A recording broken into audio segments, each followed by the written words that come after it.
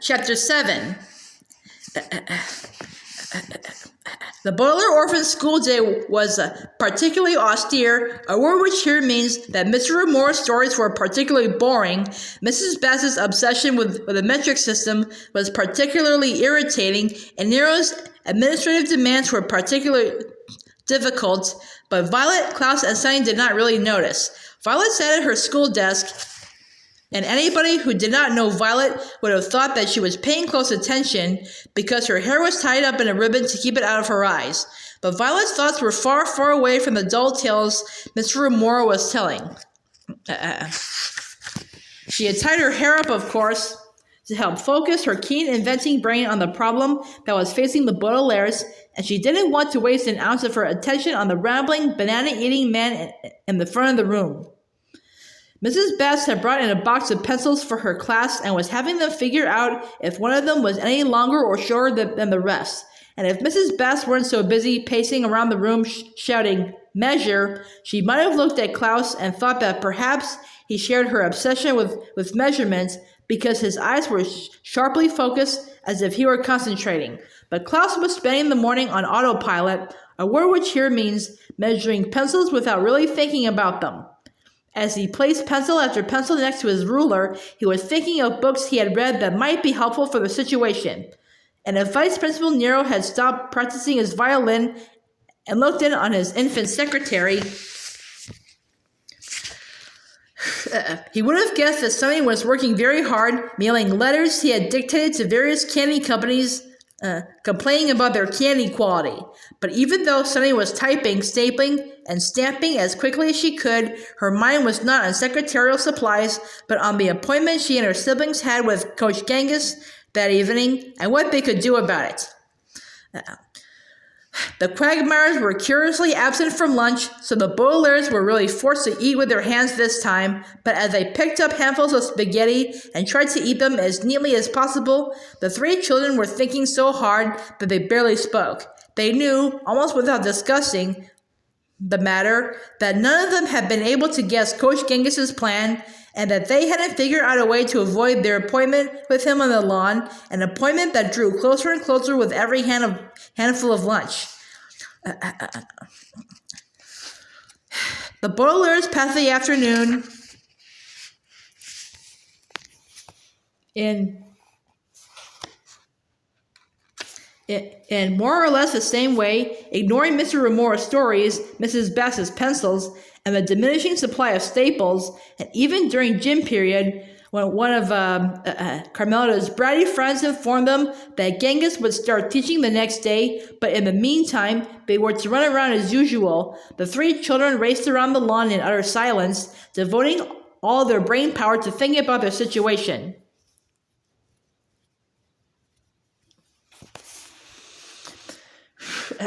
The Baudelaires had been so very quiet and thinking so very hard that when the Quagmire sat down across from them at dinner time and said in unison, "We've solved your problem," it was more of a startle than a relief. "Goodness," Violet said, "you startled me." "I thought you'd be relieved," Duncan said. "Didn't you hear us? We said we solved your problem." We're startled and relieved," Klaus said. "What do you mean you solved our problem? My sister and I have been thinking about it all day, and we've got to nowhere. We don't know what Coach Genghis is up to, although we're sure he's up to something. And we don't know how we can avoid meeting him after dinner, although we're sure that he'll do something terrible if we do. At first, I thought he might simply be planning to kidnap us," Violet said, "but he wouldn't have to be in disguise to do that. And at first, I thought we should call Mr. Poe after all," Klaus said, "and tell him what's going on. But if Count Olaf can fool an advanced computer, he'll surely be able to fool an average banker." "Teresia," somebody said in agreement. "Duncan and I have been thinking about it all day too," Isadora said. I filled up 5.5 pages of my notebook, writing down possible ideas, and Duncan filled up 3. "I write smaller," Duncan explained, handing his fork to Violet so she could take her turn at the meatloaf they were having for dinner.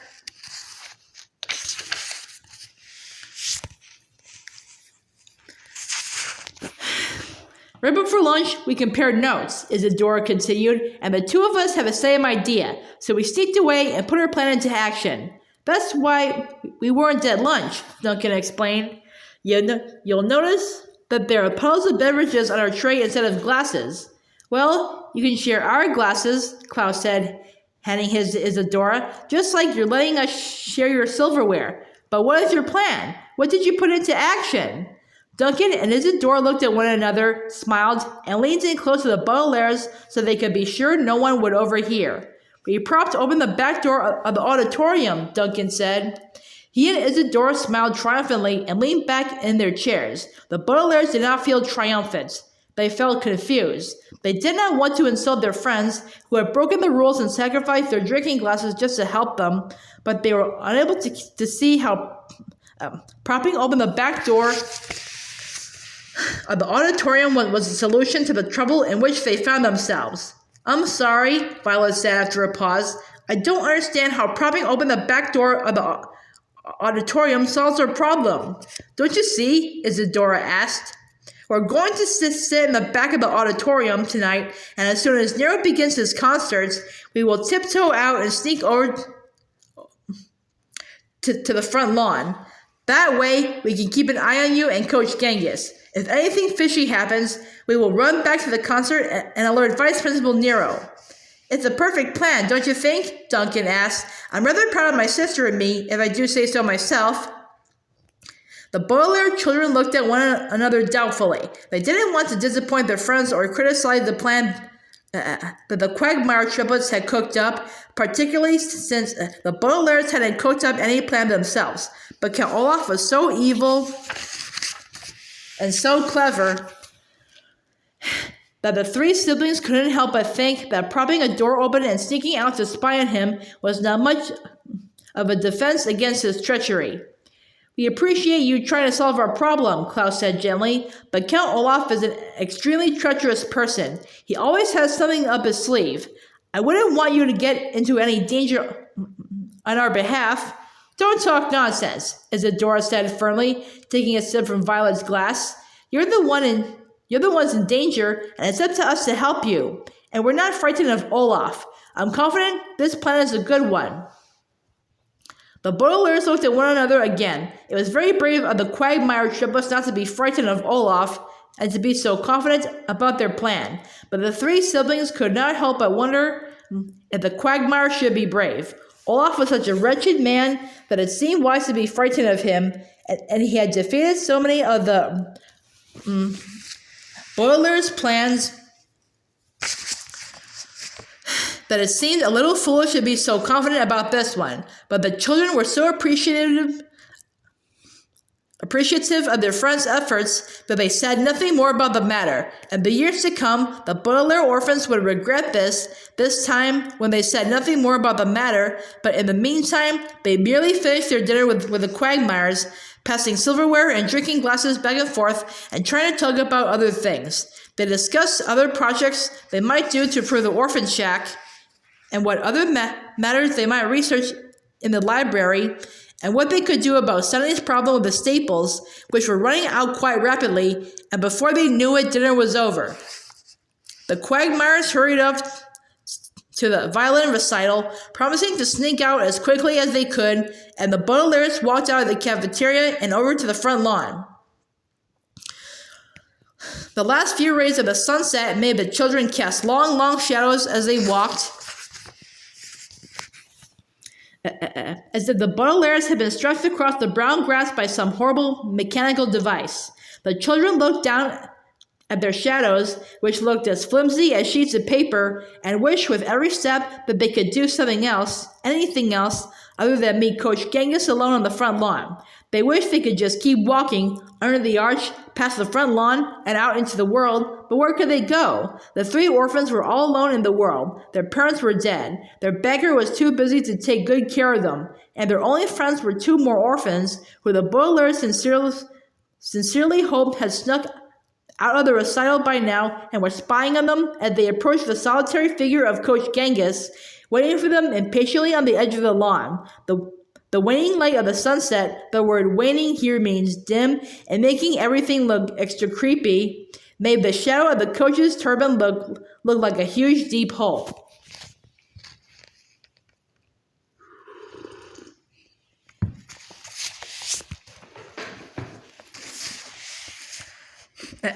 You're late, Genghis said in a scratchy voice.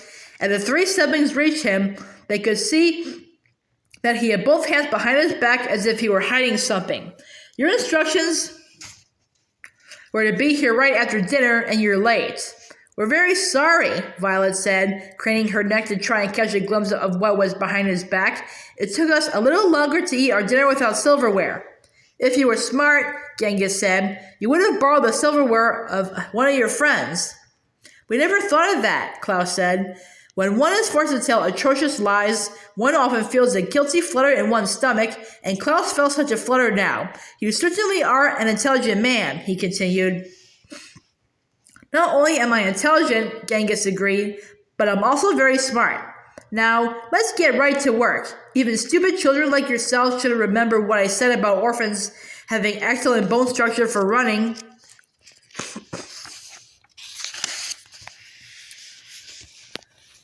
That's why you are about to do special orphan running exercises, or S.O.R.E for short. Uladu, Sunny shrieked. My sister means that sounds exciting, Violet said, although Uladu actually meant, I wish you'd tell us what you're really up to, Genghis. I'm glad you're so enthusiastic, Genghis said. In certain cases, enthusiasm can make up for lack of brain power. He took his hands from behind his back, and the children saw that he was holding a large metal can and a long prickly brush. The can was open, and an eerie white glow was shining out of the top. Now, before we begin S.O.R.E, we'll need a track. This is luminous paint, which means it glows in the dark. How interesting, Klaus said, although he known what the word luminous means for 2.5 years. Well, if you find it so interesting, Genghis said, his eyes looking as luminous as the paint, you can be in charge of the brush. Here.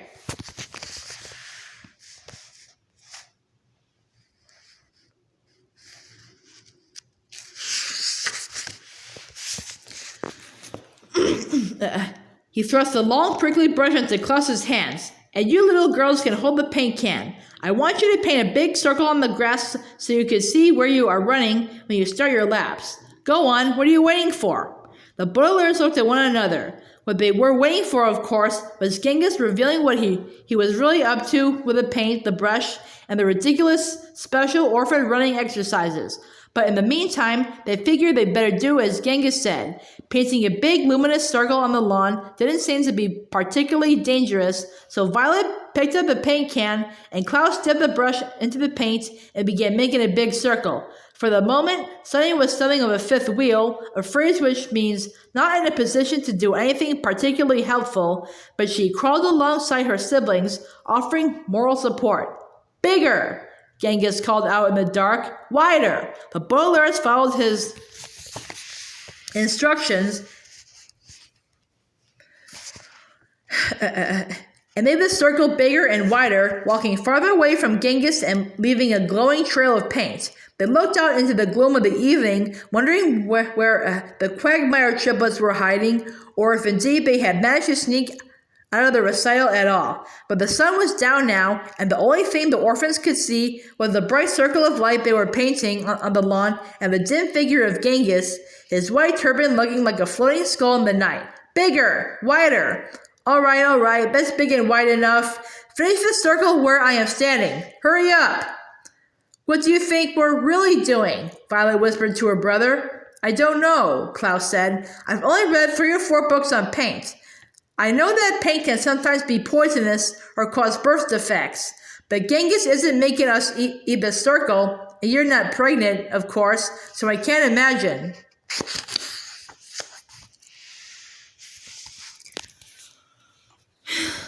Sunny wanted to add,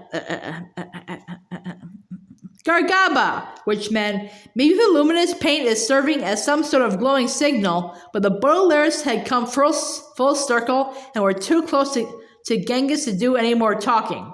I suppose that will do, orphans, Genghis said, snatching the brush and the can of paint out of their hands. Now, take your marks, and when I blow my whistle, begin running around the circle you've made until I tell you to stop. What? Violet said. As I'm sure you know, there are two types of what in the world. The first type simply means, excuse me, I didn't hear you. Could you please repeat yourself? The second type is a little trickier. It means something more along the lines of, excuse me, I did hear you, but I can't believe that's really what you meant. And the second type is obviously the type Violet was using at this moment. She was standing right next to Genghis, so she'd obviously heard what had come out of the smelly mouth of this miserable man. But she couldn't believe that Genghis was simply going to make them run laps. He was such a sneaky and revolting person that the eldest Baudelaire simply could not accept that his scheme was only as evil as the average gym class.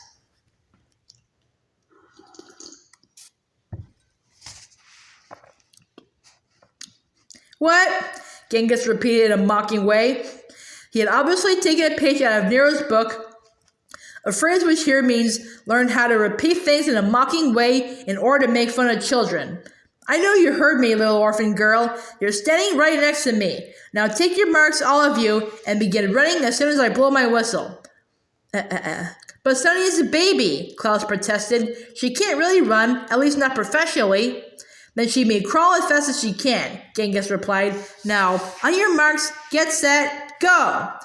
Genghis blew his whistle, and the Baudelaire orphans began to run, pacing themselves so they could run together even though they had different sized legs. They finished one lap, and then another, and then another, and another, and then 5 more, and then another, and then 7 more, and then another, and then 3 more, and then 2 more, and then another, and then another, and then 6 more, and then they lost track. Coach Genghis kept blowing his whistle and occasionally shouted tedious and unhelpful things like, keep running, or another lap. The children looked down at the luminous circle so they could stay in a circle, and the children looked over at Genghis as he grew fainter and then clearer as they finished the lap, and the children looked out into the darkness to see if they could catch a glimpse of the quagmires. The Baudelaires also looked at one another from time to time, but they didn't speak, not even when they were far enough away from Genghis that he could not overhear. One reason they did not speak was to conserve energy, because although the Baudelaires were in reasonably good shape, they had not run so many laps in their lives, and before too long, they were breathing too hard to really discuss anything. But the other reason they did not speak was that Violet had already spoken for them when she had asked the second type of what? Coach Genghis kept blowing his whistle, and the children kept running around and around the track and echoing in each of their minds with this second, trickier type of question. The 3 siblings had heard Coach Genghis, but they couldn't believe that S.O.R.E was the extent of his evil plan. The Baudelaire orphans kept running around the glowing circle until the first rays of sunrise began to reflect on the jewel in Genghis's turban, and all they could think was, what?